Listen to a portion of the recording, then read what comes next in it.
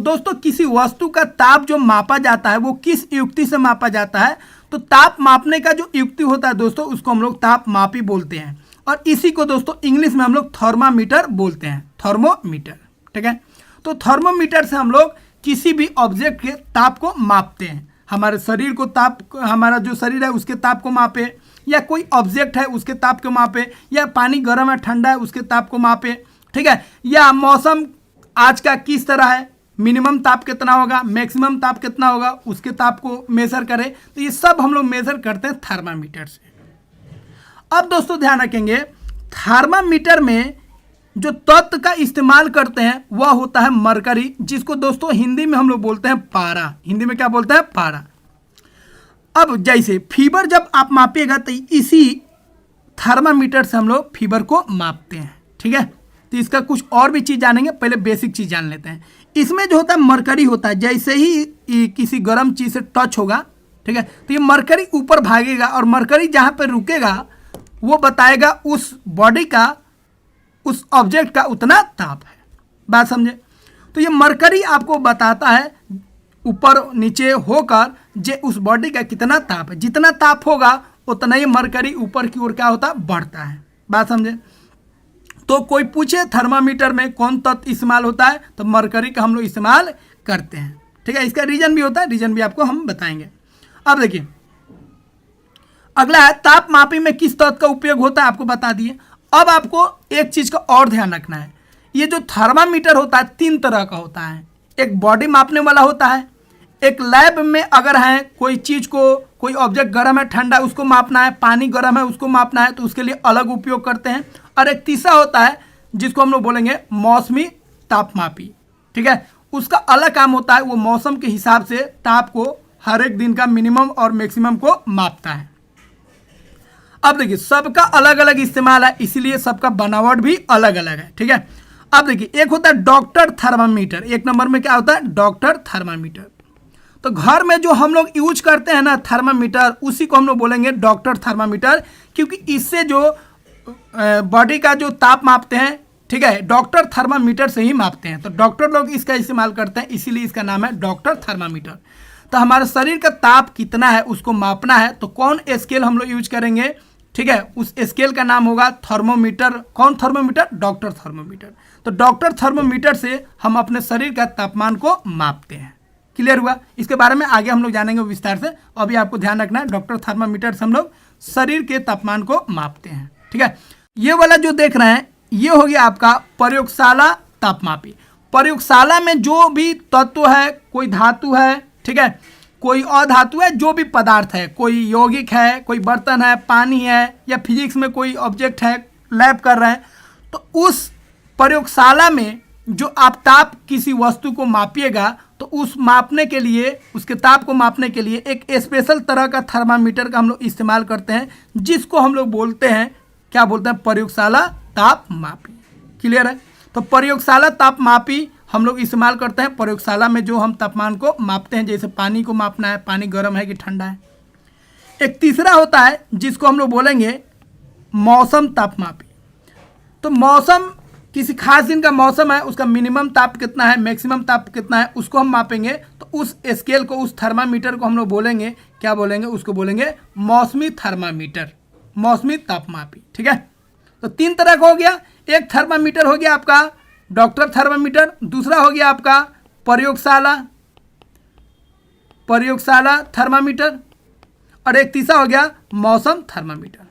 तो मौसम थर्मामीटर मौसम के ताप को मापेगा, प्रयोगशाला थर्मामीटर प्रयोगशाला में जो वस्तु होगा उसके ताप को मापेगा, और डॉक्टर थर्मामीटर मानव शरीर का जो तापमान है उसको मापेगा। तीनों का काम है तापमान को मापना, लेकिन काम अलग अलग है। ठीक है, इसीलिए तीनों का बनावट भी अलग अलग है। क्लियर हुआ? अब दोस्तों आपको ध्यान रखना है, डॉक्टर थर्मामीटर जो होता है इसका रेंज कहाँ से कहाँ होता है? तो इसका रेंज होता है 35 डिग्री सेल्सियस से कितना डिग्री सेल्सियस? 42 degree Celsius. तो 35 डिग्री से 42 डिग्री सेल्सियस रेंज होता है किसका? Doctor thermometer. क्योंकि बॉडी का तापमान दोस्तों 35 से नीचे नहीं हो सकता है और 42 से ऊपर नहीं हो सकता है। तो बॉडी का तापमान जब भी होगा 35 और 42 के बीच में ही होगा। उसको फीवर भी आएगा तो 42 के नीचे ही रहेगा, और कम अगर तापमान होता है बॉडी का तब भी वो 35 से नीचे नहीं जाएगा। इसीलिए इसका रेंज होता है 35 से 42। इसका रेंज जो होता है दोस्तों प्रयोगशाला वाला वो होता है -10 डिग्री सेल्सियस से 110 डिग्री सेल्सियस। तो -110 डिग्री सेल्सियस से 110 डिग्री सेल्सियस होता है किसका तापमान, प्रयोगशाला तापमापी का। इसका इतना रेंज होता है क्योंकि वहाँ पे बहुत सारा पदार्थ होगा, जैसे बर्फ़ है उसका तापमान माइनस में भी जा सकता है, इसीलिए -10 से लेकर 110 डिग्री सेल्सियस तक हम लोग माप सकते हैं। और मौसमी तापमापी जो होता है दोस्तों, इसका तापमान जो होता है रेंज वो कितना होता है -40 से 50 डिग्री सेल्सियस। तो -40 डिग्री सेल्सियस से 50 डिग्री सेल्सियस रेंज होता है किसमें, मौसमी तापमापी में। ठीक है, तो तीनों का रेंज आपको ध्यान रखना है दोस्तों। डॉक्टर थर्मामीटर में 35 से 42, ठीक है, प्रयोगशाला वाला में -10 डिग्री सेल्सियस से 110 डिग्री सेल्सियस, और मौसमी थर्मामीटर में -40 हो जाएगा +50 डिग्री सेल्सियस। क्लियर है। अब आगे बढ़ते हैं और चीज़ को समझते हैं। तो देखिए ये वाला जो है मरकरी वाला ना, ये मरकरी वाला आज भी हम लोग इसका इस्तेमाल करते हैं, क्योंकि ये बहुत ही बेस्ट होता है, इसमें एरर नहीं आता है। इसको एक बार झटक दीजिए ताकि ताप अपना नॉर्मल हो जाए, फिर इसको मुंह में या काख में डालिएगा तो आपके बॉडी का तापमान बता देगा। नॉर्मल तापमान कितना होता है 37 डिग्री सेल्सियस होता है, तो 37 डिग्री बता देगा। अगर बुखार वुखार होगा, ठीक है, तो टेम्परेचर थोड़ा आपको अधिक दिखाएगा ना। तो ये अच्छा था, लेकिन उसके बाद ज़माना बदला और ये वाला आ गया, डिजिटल थर्मामीटर आ गया। तो डिजिटल थर्मामीटर का भी उपयोग हम लोग करते हैं, क्योंकि इसमें ताप को मापना क्या होता है, आसान होता है। एक बार टच कीजिएगा और ऑटोमेटिक यहाँ पे ब्लिंक कर करके आपको बता देगा जो बॉडी का तापमान इतना है। लेकिन ये वाला जो है मरकरी वाला में, इसमें थोड़ा सा आपको सावधानी बरतना पड़ता है। बहुत पतला लड़ी टाइप का, पतला तार टाइप का मरकरी जो है ऊपर जाता है, बहुत ध्यान से आपको देखना पड़ेगा। ठीक है, अंधेरा में दिखेगा भी नहीं।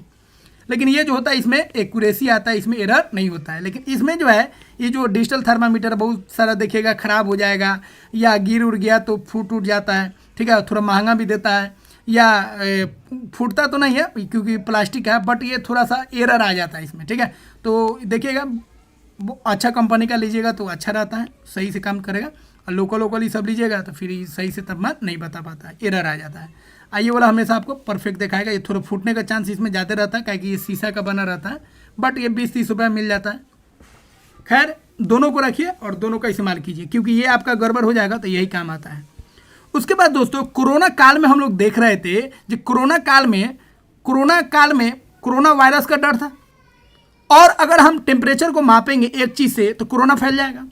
तो एक ऐसे यंत्र की जरूरत था जो ताप को मापे बिना टच किए हुए, बॉडी को टच नहीं करे और उसके तापमान को माप ले। तो उसके लिए साइंटिस्ट लोगों ने एक नया चीज़ बनाया जिसको हम लोग बोलेंगे, ठीक है, थर्मामीटर। कौन वाला, स्कैनर वाला।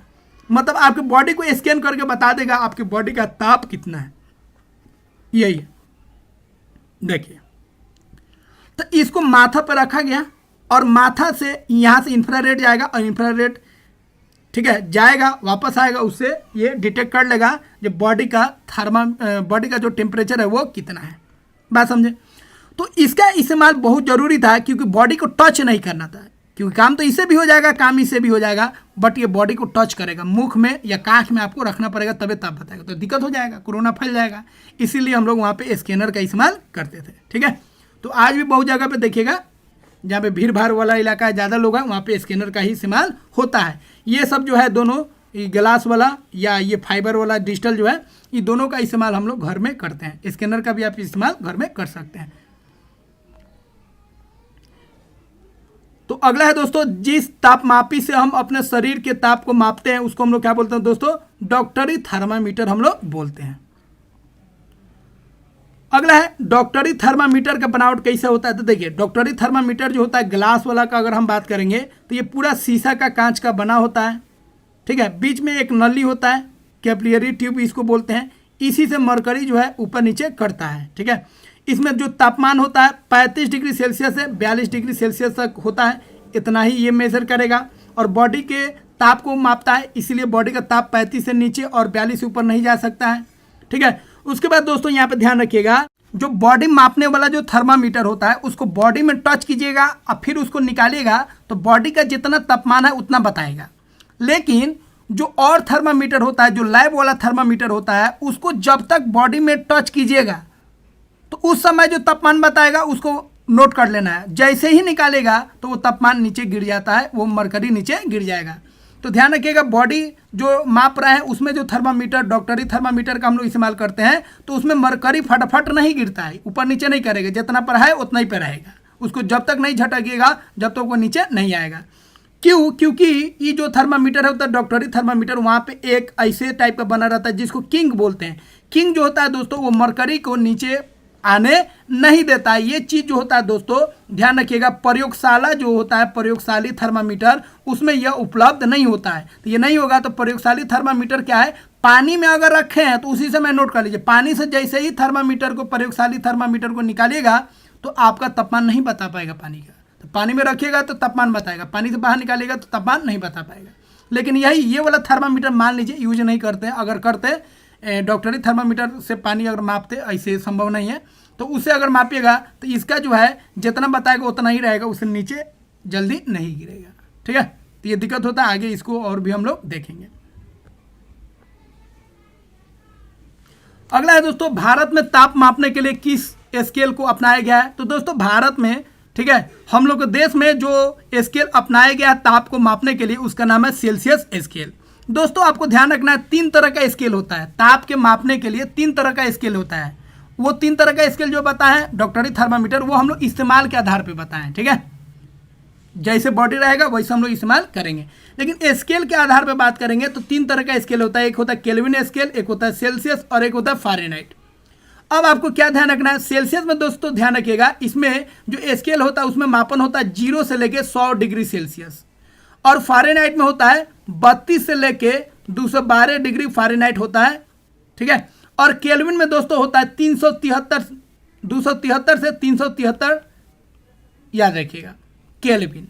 इसमें 0.15 भी होता है, 0.15 को हटा देते हैं, 273.15 होता है। लेकिन आप अप्रोक्स में लीजिएगा 273 से 373 केल्विन में, और सेल्सियस में होता है 0 से 100 डिग्री सेल्सियस, और फ़ारेनहाइट में होता है 32 से 212 डिग्री फ़ारेनहाइट। दूसरा चीज़ ध्यान रखेंगे, फ़ारेनहाइट में और सेल्सियस में डिग्री का इस्तेमाल होता है, केल्विन में डिग्री का इस्तेमाल नहीं होता है। बात समझे? तो ये हो गया आपका केल्विन। तो केल्विन आपको बता दिए 273 से कितना 373, सेल्सियस हो गया 0 से कितना 100, और फ़ारेनहाइट हो गया कितना 32 से लेकर कितना हो गया 212।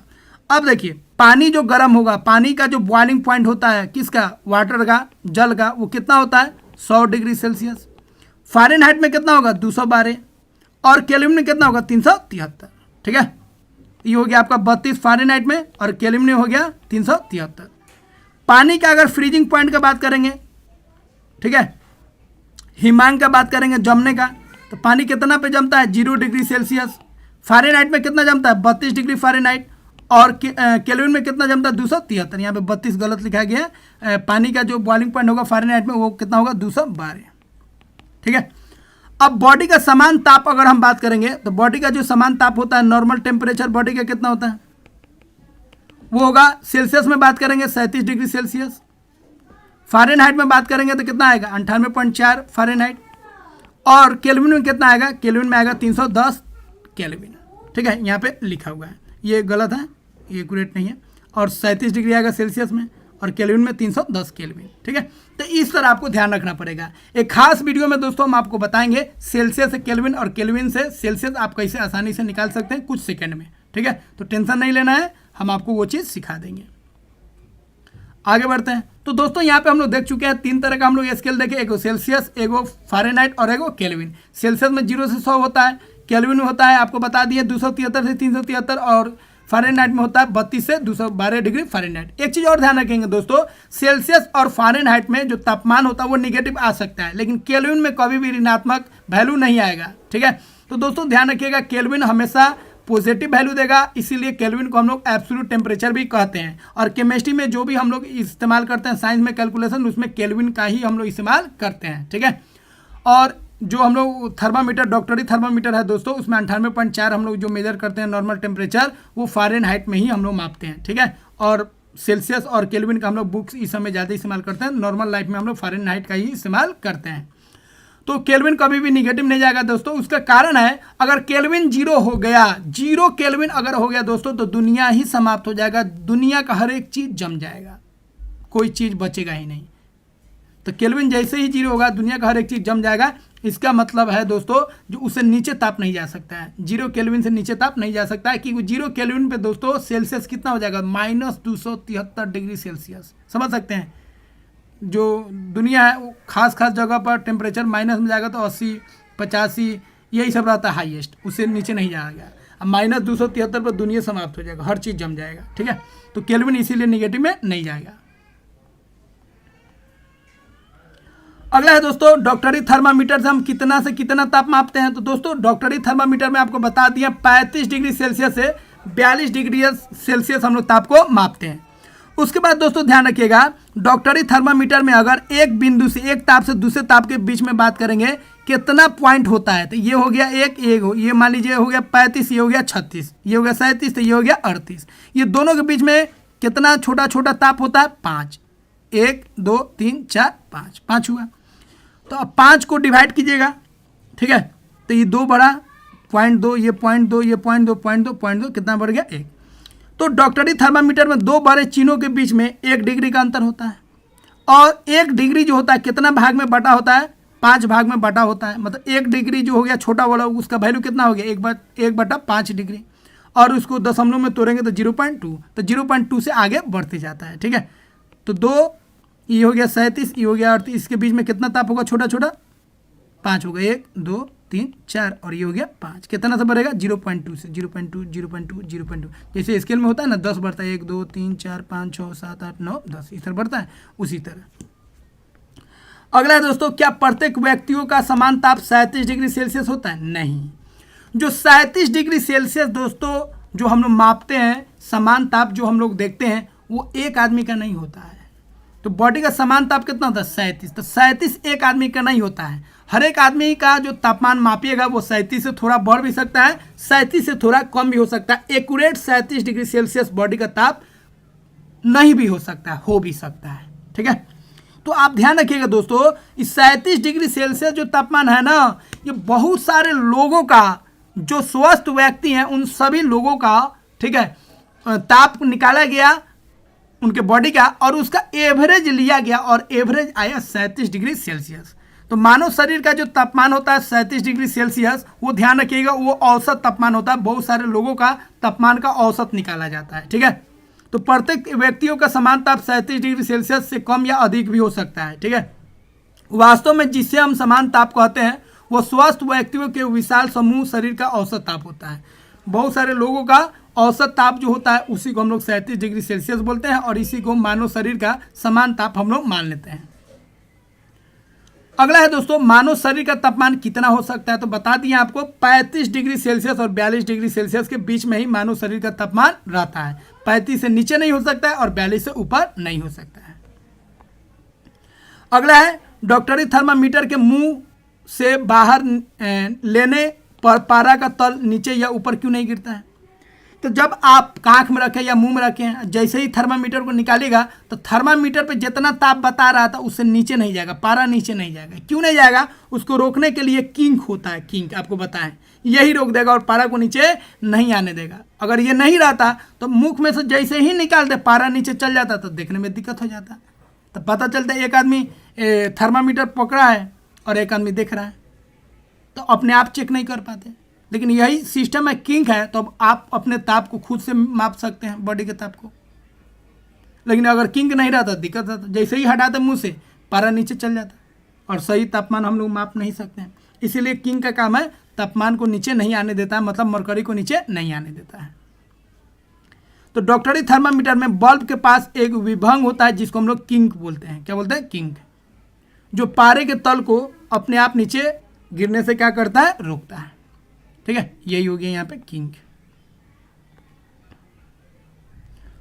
अगला है दोस्तों, थर्मामीटर का उपयोग किस तरह करना चाहिए? तो देखिए, थर्मामीटर का उपयोग करने के लिए 3-4 चीज़ का ध्यान रखना है। पहले थर्मामीटर को क्या कीजिए, इस साफ कर दीजिए। ठीक है, सैनिटाइजर से क्या कीजिए, साफ कर दीजिए। दूसरा, इसको थोड़ा झटका दे दीजिए ताकि समान ताप में आ जाए। तीसरा क्या करना है, और जिस व्यक्ति का बॉडी के तापमान को मापना है उसके मुख में या उसके कांख में रख दीजिए, थोड़ा देर के लिए छोड़ दीजिए, 1 मिनट छोड़ दीजिए, फिर उसको निकालिए और खूब ध्यान से लाइट में देखिए थोड़ा सा, वो जो पारा का जो पतला जो तार है वो कहाँ तक गया है, और वहाँ से उस पॉइंट को मिला लीजिए कहाँ तक गया, उससे आपका बॉडी का तापमान पता चल जाएगा। लेकिन ध्यान रखना है आपको, ये वाला बल्ब जो है ना, बल्ब, इसको बल्ब बोलते हैं मरकरी का, इसको टच नहीं करना है आपको, ये वाला पोर्शन को बदलना है और सीधा रखना है, ठीक है। तो थर्मामीटर को पढ़ते समय पारा का तल दृष्टि रेखा के सीध में होना चाहिए, सीक में होना चाहिए, ठीक है। और थर्मामीटर का उपयोग करते समय इसके बल्ब से आपको टच नहीं करना है। अगला है दोस्तों, प्रयोगशाला तापमापी का परिसर कितना होता है, आपको बता दिए। प्रयोगशाला जो तापमापी होता है उसका जो रेंज होता है, उसका जो परिसर होता है, कितना से कितना होता है, -10 डिग्री सेल्सियस से 110 डिग्री सेल्सियस होता है। प्रयोगशाला तापमापी का ताप कब नोट करना चाहिए, तो आपको बता दिए, जैसे ही जिस बर्तन में आप रखे हैं उसी समय आपको नोट कर लेना पड़ेगा उसके ताप को। जैसे ही प्रयोगशाला तापमापी को बाहर निकालेंगे, इसको जैसे ही बाहर निकालेंगे तो तापमान में तुरंत गिरावट आ जाता है, ठीक है। उसके बाद जिस बर्तन में आप रखे हैं उसके पेनी को नहीं छूना है, पेनी को छूइएगा तो दिक्कत हो जाएगा, सही तापमान नहीं बता पाएगा। मान लीजिए इसमें पानी है, क्या है, पानी है, तो पानी को मापना है तो पानी में इसको डालिए और नीचे टच होने मत दीजिए और उसी समय माप लीजिए और उसी समय नोट कर लीजिए। बाहर निकाल के आप सोचिएगा नोट करेंगे तब ये आपका क्या होगा, एरर आ जाएगा, मरकरी फटाफट नीचे गिर जाएगा। तो किसी प्रयोगशाला तापमापी का ताप तभी नोट करना है, ठीक है, जब उसका बल्ब जल में या उससे वस्तु में रखा हो। अगला है दोस्तों, वस्तुओं में ऊष्मा कहाँ से कहाँ प्रभावित होता है। तो देखिए, वस्तुओं में जो ऊष्मा का प्रभाव होता है वो गर्म से ठंडा, गर्म से क्या होता है, ठंडा। तो हमेशा ऊष्मा जो होता है गर्म से ठंडा की ओर क्या होता है, बहता है, फ्लो करता है, ठीक है। तो आप देखे ही होंगे, कोई चीज़ है यहाँ पे गर्मी अगर कीजिएगा तो यहाँ से यहाँ क्या होगा, गर्मी क्या होगा, बहेगा, ठीक है। अब देखिए, सुचालक किसे बोलते हैं, तो यहाँ पे हम लोग बात करेंगे ऊष्मा का सुचालक। तो ऊष्मा का सुचालक उसको बोलेंगे जिससे ऊष्मा जो हो रहा है प्रभावित हो रहा है, ऊष्मा जो हो रहा है बह रहा है। तो जो पदार्थ अपने से होकर ऊष्मा को आसानी से जाने देते हैं वैसे पदार्थ को हम लोग क्या बोलेंगे, सुचालक बोलेंगे, ठीक है। किसका सुचालक, ऊष्मा का। बहुत सारे जैसे धातु हो गया, धातु ऊष्मा का भी सुचालक होता है, विद्युत का भी सुचालक होता है, ठीक है। तो ये हो गया आपका जिंक हो गया, ये आपका क्या हो गया, कॉपर हो गया, तांबा हो गया, अल्मुनियम हो गया, आयरन हो गया, जितना भी धातु होगा अधिकतर वो क्या होता है, ऊष्मा का और विद्युत का सुचालक होता है। कुचालक या ऊष्मारोधी किसको बोलेंगे, तो ऊष्मारोधी या ऊष्मा का जो कुचालक होता है ऐसे पदार्थ जिनसे होकर ऊष्मा नहीं पास करता है, जैसे ग्लास हो गया, शीशा हो गया, प्लास्टिक हो गया, है जो चाय गिलास फाइबर ये सब का जितना हम लोग बर्तन बनाते हैं, सिरेमिक मटेरियल हो गया, पेपर हो गया, लकड़ी हो गया, फाइबर हो गया, रबर हो गया, फोम हो गया, ये सब का होता है विद्युत का सुचालक, कुचालक होता है। या जो हम लोग जो भी स्विच हम लोग यूज करते हैं, बैकलाइट का जो बना होता है वो क्या होता है, विद्युत का और ऊष्मा का क्या होता है, कुचालक होता है, क्योंकि वो सब प्लास्टिक से बना होता है, बैकलाइट से बना होता है। अगला है, वस्तु का ताप कब बढ़ता है। तो देखिए, इस पॉइंट को ध्यान से समझिएगा, बहुत ही इंपॉर्टेंट है। देखिए, कोई भी वस्तु पर, कोई भी ऑब्जेक्ट पर अगर ऊष्मा पड़ता है तो कुछ ऊष्मा जो होगा दोस्तों वो रिफ्लेक्ट हो जाएगा, कुछ ऊष्मा क्या है, रिफ्लेक्ट हो जाएगा, ठीक है। यहाँ पे ऊष्मा आ रहा है, ठीक है, हीट आ रहा है, तो कुछ क्या होगा, वापस हो जाएगा, कुछ क्या होगा, पार हो जाएगा, कुछ क्या होगा, पार हो जाएगा, रिफ्लेक्ट हो जाएगा, और यहाँ पे रिफ्लेक्ट हो गया, और कुछ क्या होगा, ये अवशोषित कर लेगा, एब्जॉर्ब कर लेगा। तो किसी बॉडी से अगर ऊष्मा जा रहा है तो वो बॉडी दोस्तों क्या करेगा, 3 काम करेगा, कुछ को क्या करेगा, वापस कर देगा, कुछ को जाने देगा और कुछ को क्या करेगा, रख लेगा। अब बॉडी जितना ऊष्मा को रखेगा वो बॉडी उतना गर्म होगा, और जितना वापस करेगा बॉडी उतना ठंडा रहेगा, ठीक है।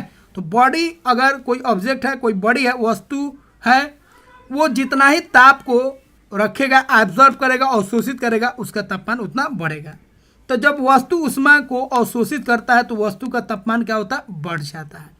अब दोस्तों यहाँ पे बात करेंगे, कोई वस्तु अगर ऊष्मा को अवशोषित कर रहा है तो ऊष्मा वहाँ तक कैसे पहुँच रहा है, जैसे पानी कैसे गर्म हो रहा है, हवा कैसे गर्म होता है, कोई अगर चालक है तो वो कैसे गर्म होता है, ठीक है। तो इसके बारे में हम लोग यहाँ पे पढ़ेंगे, खूब ध्यान से पढ़ेगा, बहुत इंपॉर्टेंट टॉपिक है ये। तो दोस्तों पहले हम लोग बात कर लेते हैं चालन का। तो देखिए, ऊष्मा एक जगह से दूसरी जगह, ऊष्मा एक जगह से दूसरी जगह, एक पॉइंट है ए, एक पॉइंट है बी, एक वस्तु ए है, एक वस्तु बी है, ठीक है। तो ऊष्मा जो है एक जगह से दूसरी जगह जब जाता है तो उसके जाने में 3 तरह का रास्ता होता है, एक होता है चालन, एक होता है संवहन और एक होता है विकिरण। इन 3 माध्यम से ऊष्मा जो है एक जगह से दूसरी जगह जा सकता है, एक वस्तु से दूसरे वस्तु में जाता है। तो ऊष्मा का जो संचालन होता है एक वस्तु से दूसरे वस्तु में, वो 3 प्रक्रिया द्वारा होता है, एक चालन, एक संवहन और एक को बोलेंगे विकिरण। तो तीनों को पहले समझ लेते हैं, फिर हम लोग तीनों को मिला के समझेंगे। देखिए चालन, चालन में जो ऊष्मा जाता है वो गर्म सिरे से ठंडा सिरे में जाता है। जैसे यहाँ पे देखिए चालन मतलब चल के देखिए यहाँ पे आप गर्म कीजिएगा तो गर्म आप यहाँ पे कर रहे हैं, लेकिन धीरे धीरे ये गर्मी आगे बढ़ते जाएगा और इसको भी टच कीजिएगा बाद में थोड़ा देर बाद, तो यहाँ पे भी आपको गर्म महसूस होगा। जैसे एक्सपेरिमेंट में यहाँ पे क्या किया, वैक्स लगा दिया, अब जैसे गर्मी बढ़ेगा वैक्स क्या होगा, पिघलने लगेगा, मोम पिघलने लगेगा। तो इसका मतलब दोस्तों चालन का मतलब हो गया ऊष्मा को एक जगह से दूसरी जगह ले जाना। किस में ले जाएगा, तो ठोस में ले जाएगा। ये अधिकतर किस में होगा, ठोस में। तो चालन दोस्तों अधिकतर ठोस में होगा, अधिकतर धातु में होगा। तो जो भी धातु है उसमें जो ऊष्मा जा रहा है एक जगह से दूसरी जगह, वो किसके कारण जा रहा है, चालन की वजह से। तो ठोसों में मतलब धातुओं में जो ऊष्मा का संचालन हो रहा है, ठीक है, ऊष्मा का जो स्थानांतरित हो रहा है वो किसके कारण हो रहा है, चालन प्रक्रिया के कारण। याद रहेगा। अगला है दोस्तों संवहन। संवहन में भी ऊष्मा एक जगह से दूसरी जगह जाता है। संवहन हम लोग इस्तेमाल करते हैं पानी के लिए या किसके लिए, द्रव के लिए या किसके लिए, गैस के लिए। इन दोनों को हम लोग समझ लेते हैं। अब देखिए कैसे पानी को जब आप गर्म कीजिएगा, ध्यान से देखिएगा, पानी नीचे वाला पानी है, ऊपर पूरा पानी फैला हुआ है। तो पानी नीचे वाला पहले गर्म होगा और ये गर्म पानी ऊपर चल जाएगा। गर्म होकर क्या होगा, ऊपर चल जाएगा, हल्का होता है। फिर ऊपर वाला जो ठंडा पानी है फिर वो नीचे आएगा, ठंडा पानी फिर नीचे आएगा, फिर ये गर्म होकर ऊपर चल जाएगा, फिर ऊपर से ठंडा पानी नीचे आएगा, फिर गर्म होकर ऊपर चल जाएगा। इस तरह कर करके पूरा पानी गर्म होता है जब तक उसका समान ताप नहीं हो जाए। बात समझ रहे हैं। तो यहाँ पे जो गर्मी आ रहा है, पदार्थ जो गर्म हो रहा है वो चल चल के जा रहा है, नीचे से ऊपर जा रहा है, फिर ऊपर से नीचे आ रहा है, तब जाके गर्म हो रहा है। उसी तरह हवा गर्म होता है, पहले नीचे का हवा गर्म होगा, ऊपर जाएगा, फिर ऊपर से जो भारी हवा था, ठंडा हवा था, वो नीचे आएगा, फिर वो गर्म होगा, फिर वो ऊपर जाएगा। बात समझ रहे हैं। तो इस तरह गर्मी होगा और गर्म हवा या गर्म पानी ऊपर जाएगा, फिर ऊपर से ठंडा पानी नीचे आएगा, और इस तरह पूरा हवा या पूरा पानी का होता है, गर्म होता है। इस प्रक्रिया को बोलते हैं दोस्तों संवहन। तो कोई भी हवा या कोई भी द्रव जब गर्म होता है तो किस प्रक्रिया द्वारा गर्म होता है, संवहन प्रक्रिया द्वारा गर्म होता है। बात समझे। चालन द्वारा ठोसों में ऊष्मा एक जगह से दूसरी जगह जाता है, धातु में जाता है, और संवहन में जल हो या कोई द्रव हो या गैस हो। क्लियर हुआ। अगला है विकिरण। देखिए विकिरण जो है बहुत ही स्पेशल मेथड है। विकिरण में दोस्तों ऊष्मा जो जाता है उसके लिए कोई आवश्यकता नहीं है माध्यम का, हवा हो नहीं हो कोई दिक्कत नहीं है, ठीक है, कोई चालन हो नहीं हो कोई दिक्कत नहीं है, कोई बॉल हो, ठीक है। जैसे ये वाला देखिए, ये जो है गोला है पूरा गर्म है एकदम, जॉन अब्राहम में जितना गर्मी है उससे ज़्यादा एकरा में गर्मी है, ठीक है। अब ये क्या हो रहा है, यहाँ पे कोई अगर आदमी बैठेगा तो उसको भी गर्मी मिलेगा। अब यहाँ पे हवा रहे चाहे नहीं रहे कोई दिक्कत नहीं है, यहाँ से यहाँ ऊष्मा आ रहा है। इस प्रक्रिया को हम लोग बोलेंगे विकिरण। क्या बोलेंगे, विकिरण। जैसे सन से, सूर्य से जो रोशनी आ रहा है अर्थ पे, बीच में कोई एटमॉस्फेयर नहीं है, कोई हवा नहीं है, लेकिन यहाँ पे क्या हो रहा है, आ रहा है। तो सन से जो ऊष्मा आ रहा है धरती पर वो किस कारण आ रहा है, विकिरण के कारण आ रहा है। मोबाइल पे जो हम लोग बोल रहे हैं और जो ध्वनि है वो भी एक तरह का ऊर्जा है, उसको एक जगह से दूसरी जगह पहुंचा रहा है, वो भी विकिरण के माध्यम से भी होता है। उसी तरह दोस्तों यहाँ पे देखिए, एक बॉडी जो है गर्म है, दूसरा बॉडी ठंडा है, बीच में कोई रास्ता नहीं है, बीच में कोई ज्वाइंट नहीं है। अब यहाँ से यहाँ ऊष्मा चलेगा और इसको भी क्या करेगा, धीरे धीरे गर्म कर देगा। तब तक गर्म करेगा जब तक दोनों का तापमान सेम नहीं हो जाए। तो यहाँ पे जो जा रहा है किसके द्वारा जा रहा है, हवा रहे नहीं रहे कोई फर्क नहीं पड़ता है, कोई चीज़ से टच भी नहीं है, न चालन है यहाँ पे, न संवहन हो रहा है। तो ये दूसरे को कैसे गर्म कर दिया। इसका मतलब यहाँ पे जो ऊष्मा जा रहा है वो किसके माध्यम से जा रहा है, विकिरण के माध्यम से जा रहा है। तो विकिरण में दोस्तों यहाँ पे माध्यम की आवश्यकता नहीं होता है, ऊष्मा एक जगह से दूसरी जगह जाता है, उसको हवा का या कोई भी ठोस का जरूरत नहीं है। आग जो हम लोग तापते हैं दोस्तों, तो दूर से हम लोगों को जो गर्मी लगता है किसके कारण लगता है, विकिरण के कारण ही लगता है, याद रखिएगा, ठीक है। सन से जो ऊष्मा प्राप्त हो रहा है किस वजह से, विकिरण की वजह से। कोई बॉडी गर्म है, दूसरा बॉडी उसके सामने रखिएगा, अगल बगल में रखिए, गर्म करेगा किसके माध्यम से, विकिरण के माध्यम से, ठीक है। तो विकिरण में बात समझे, ऊष्मा जो जाएगा बिना हवा का जाएगा, बिना माध्यम का जाएगा। अगर पानी या ये सब, पानी गर्म हो रहा है ठीक है, हवा गर्म हो रहा है, उसके नीचे अगर आप ताप दे रहे हैं तो वो गर्मी होगा, तो उसमें हम लोग ऊष्मा का संचालन किसके वजह से मानेंगे, संवहन के कारण। और कोई ठोस है, उसको आप गर्म कर रहे हैं, एक छोर को गर्म कर रहे हैं, दूसरा छोर गर्म हो रहा है, वो किसके कारण, चालन के कारण। क्लियर हुआ। अब कुछ एग्जाम्पल्स आपको और क्लियर कर देते हैं। देखिए ये बहुत इंपॉर्टेंट है, छोटा चीज़ मत समझिएगा, अच्छा लोग नहीं समझता है। ठीक है, चलिए समझिए। इधर आग आप जला रहे हैं, तो आग जला रहे हैं यहाँ पे, ठीक है, तो यहाँ पे एक आदमी है, उसको गर्मी फील हो रहा है। क्या फील हो रहा है, गर्मी। तो ये गर्मी जो फील हो रहा है, यहाँ से यहाँ ऊष्मा चल रहा है। ठीक है, तो इसको बोलेंगे विकिरण। क्या बोलेंगे, विकिरण। विकिरण के माध्यम से ये आदमी को गर्मी लगेगा। ऊपर है हवा, ऊपर क्या है, हवा। हवा गर्म होगा ऊपर जाएगा, हवा गर्म होगा ऊपर जाएगा। तो यहाँ पे जो हवा गर्म हो रहा है किसके माध्यम से हो रहा है, तो ये हो रहा है संवहन के कारण। किसके कारण, संवहन। अच्छा, एक आदमी 6 रॉड ले लिया, उसको आग में क्या किया, सटा दिया, आग में सटा दिया। अब यहाँ से जो गर्मी जाएगा वो किसके माध्यम से जाएगा, चालन के माध्यम से। तो ये लोहा में या छड़ में जो गर्मी जा रहा है एक जगह से दूसरी जगह, वो किसके कारण जा रहा है, चालन के कारण जा रहा है। बात समझे, तो चालन के कारण यहाँ पे गर्मी हो रहा है। यहाँ पे देख लीजिए, कोई बर्तन अगर गर्म कर रहे हैं आप, कोई बर्तन गर्म हो रहा है, चाय बना रहा है, पानी बना रहा है, तो पानी जो गर्म हो रहा है किसके कारण, ये हो रहा है संवहन के कारण। आई केतली जो है, तेतली जो भी हो, केतली गर्म हो रहा है, वो किसके कारण, ये गर्म हो रहा है चालन के कारण। और अगल बगल में जो गर्मी मिल रहा है दूसरे लोगों को या आपको, वो किसके कारण, वो विकिरण के कारण। क्लियर है। यहाँ पे देख लीजिए, वही चीज़ वो हम बताएं, ये जो है बर्तन जो गर्म हो रहा है चालन के कारण।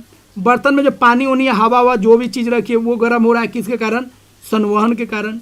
और अगल बगल में जो ऊष्मा जा रहा है, उससे आपको गर्मी लग रहा है, आग ताप रहा है, तो वो किसके कारण, विकिरण के कारण। क्लियर हुआ। तो आई होप दोस्तों आप समझ गए होंगे संवहन, विकिरण और चालन। कोई डाउट होगा तो कमेंट बॉक्स में बोलिएगा, हम उसको फिर से सॉल्व करेंगे। अगला है दोस्तों, उसको भी हम लोग देख लेते हैं। देखिए 2 तरह का हवा बहता है। ठीक है, एक समुद्र से बहता है स्थल की तरफ, और एक स्थल से बहता है समुद्र की तरफ। अब देखिए स्थल समुद्र जानते ही होंगे, समझ लीजिए, ये हो गया समुद्र। अब समुद्र के किनारे जो जगह होता है उसको हम लोग बोलेंगे स्थल। क्या बोलेंगे, स्थल। और इसको बोलेंगे समुद्र। ठीक है, स्थल पे बहुत सारा घर होता है। तो देखिए दिन के समय क्या होता है, दिन के समय में खूब ठंडा ठंडा एकदम सुहाना मौसम रहेगा, ठंडा ठंडा हवा आएगा दिन में। समुद्र से दिन में क्या होगा, ठंडा हवा आएगा आपके तरफ, आप जमीन पर हैं स्थल की तरफ। और रात में क्या होगा, ठंडा हवा जाएगा। ठंडा हवा क्या होगा, आपके घर से जाने लगेगी। और रात में थोड़ा सा समुद्र की तरफ से गर्म हवा आएगा। तो ठंडा हवा गया तो गर्म हवा आएगा। ठीक है, और ठंडा हवा आया तो गर्म हवा जाएगा। तो एक जाएगा तो दूसरा आएगा, याद रखिएगा। ठीक है, क्या आपको बता चुके हैं, ठंडा हवा भारी होता है और गर्म हवा हल्का होता है। क्लियर हुआ।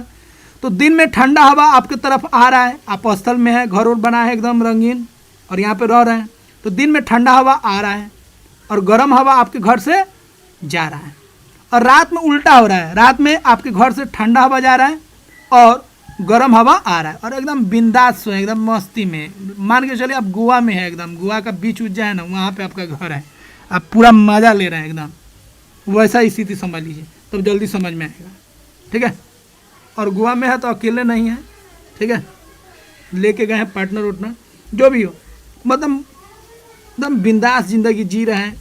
ठीक है, चलिए, तो समुद्र हो गया और एक हो गया थल, स्थल। ठीक है, तो देखिए समुद्र से जो ठंडा हवा बहेगा उसको हम लोग बोलेंगे समुद्र समीर। क्लियर हुआ। समुद्र से जो ठंडा हवा बहा किसके तरफ, थल के तरफ, उसको बोलेंगे समुद्र समीर। अच्छा, ये कब होगा, दिन में होगा, याद रखिएगा। तो इधर से ठंडा हवा बह रहा है तो उल्टा क्या बहेगा, गर्म हवा बहेगा। अच्छा, अब रात में क्या होगा, स्थल से थल से जब ठंडा हवा बहेगा समुद्र की तरफ तो उसको बोलेंगे थल समीर। थल समीर मतलब ठंडा हवा बहा थल से, समुद्र समीर मतलब ठंडा हवा बहा समुद्र से। अब समुद्र से बहेगा तो स्थल की तरफ जाएगा, स्थल से बहेगा तो समुद्र की तरफ जाएगा। क्लियर है। दिन में क्या होता है दोस्तों, ध्यान रखिएगा, कारण क्या है समझ लीजिए। दिन में क्या होता है, जो जमीन होता है, जो स्थल होता है, वो जल्दी गर्म हो जाता है।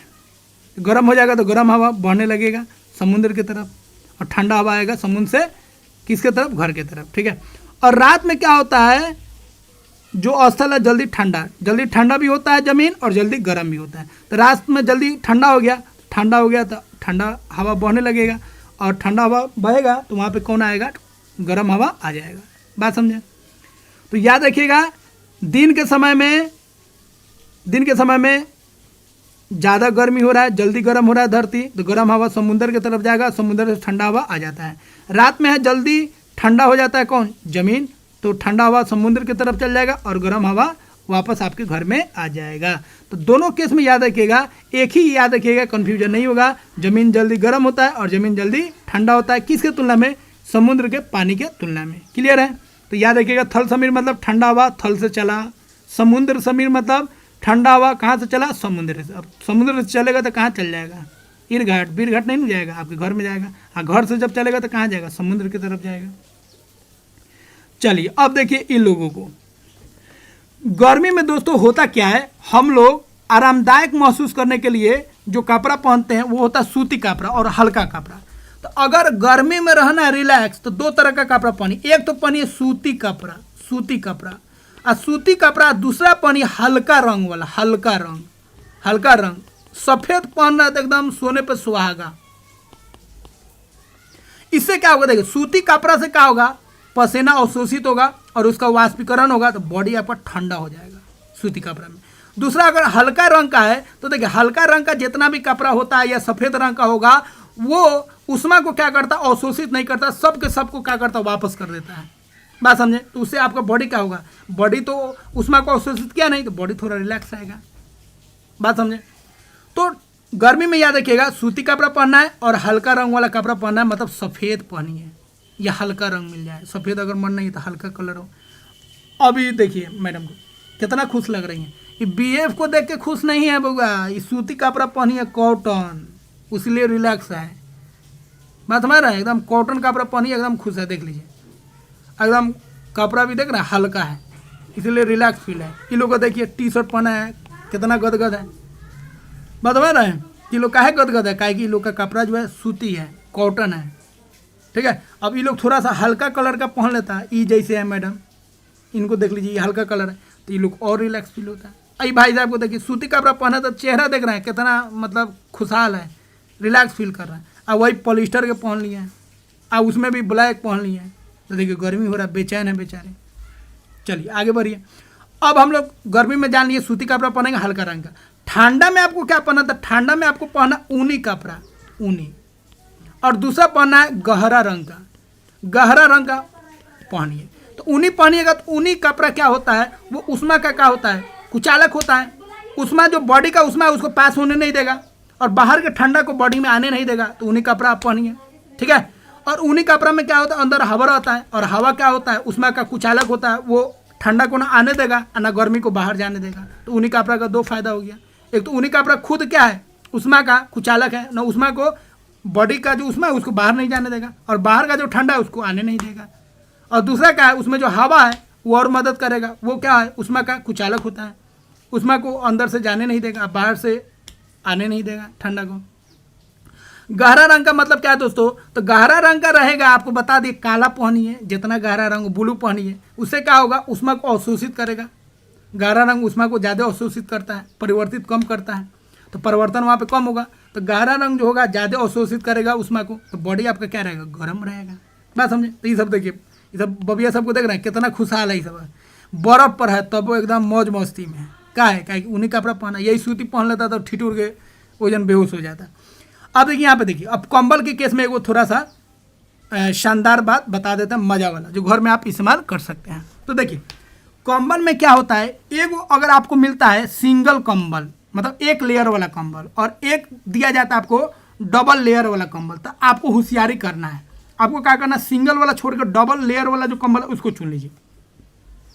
पतले पतले होगा लेकिन फायदा करेगा, क्यों, तो समझिए, सिंगल लेयर जो कपड़ा होगा, ठीक है, सिंगल लेयर वाला जो ब्लैंकेट होगा, रजाई होगा, कंबल होगा, जो भी होगा वो अलग है। अब दो लेयर वाला में फ़ायदा क्या होता है, दो लेयर के बीच में हवा घुस जाता है। अब दो लेयर के बीच में हवा घुस गया, और हवा जो होता है वो उसमें क्या होता है, कुचालक होता है, तो अंदर से गर्मी बाहर जाने नहीं देगा हवा, और बाहर से जो ठंडा हवा है उसको अंदर जाने ही नहीं देगा, काहे कि बीच में कौन है, दीवार है, किसका, हवा का। और हवा क्या होता है, उष्मा का कुचालक होता है। इसीलिए ठंडा के दिनों में अब सिंगल जो कंबल मिलेगा, सिंगल कंबल मतलब सिंगल लेयर वाला कंबल, उसको आप मत लीजिए। और डबल है, डबल लेयर वाला, उसको लीजिए। तो इससे आप ज़्यादा फायदेमंद रहिएगा। ये देखिए, देख रहे हैं, ये टेंशन में है, चाय कॉफी सब लिया फिर भी टेंशन में क्या है, क्या इसका जो कंबल है सिंगल लेयर का है, सिंगल लेयर। आई देखिए मौज मस्ती में सोई है, एकदम बिंदास सोई है। क्या है, क्या कि इसका जो कंबल है, ब्लैंकेट है, वो डबल लेयर का है। तो देखिए कितना आराम से सोई है, बात समझ रहे हैं। तो फर्क समझ गए, सिंगल लीजिएगा तो इस तरह टेंशन में रहिएगा, चाय कॉफी सब मिलेगा फिर भी बोले वो रात अच्छा नहीं बीता, बहुत ठंडा लगा है। आई देख रहे हैं 10 बज गया है, अभी तक सोई है। क्या है, रिलैक्स है एकदम, कोई ठंडा नहीं लग रहा है, क्या कि इसका जो कंबल है डबल है, डबल लेयर का है। ठीक है, तो कहानी पूरा आपको बता दी, इसको पढ़ लीजिएगा, समझ में आ जाएगा वही चीज़ हम बोले हैं। ठीक है, तो दोस्तों आशा करते हैं यह वीडियो आपको काफ़ी अच्छा लगा होगा, और अच्छा लगा तो प्लीज़ चैनल को सब्सक्राइब कीजिए, वीडियो को लाइक कीजिए और अपने फ्रेंड सर्कल में शेयर कीजिए। पूरा दोस्तों हम वादा करते हैं, पूरा कोशिश करेंगे जी आपका 6 to 10 पहले कंप्लीट करा दे NCERT, फिर हिंदी लैंग्वेज है, फिर इंग्लिश में भी आएगा, कोई दिक्कत नहीं है। फिर उसके बाद 11-12 का जो इम्पोर्टेंट टॉपिक्स है उसको भी हम लोग पूरा करेंगे। फिजिक्स, केमिस्ट्री, बायोलॉजी तीनों करा दिया जाएगा, और यहाँ से आप अपने साइंस के लेवल को बेस्ट बना सकते हैं। तो मिलते हैं दोस्तों अगले वीडियो में। जय हिंद दोस्तों।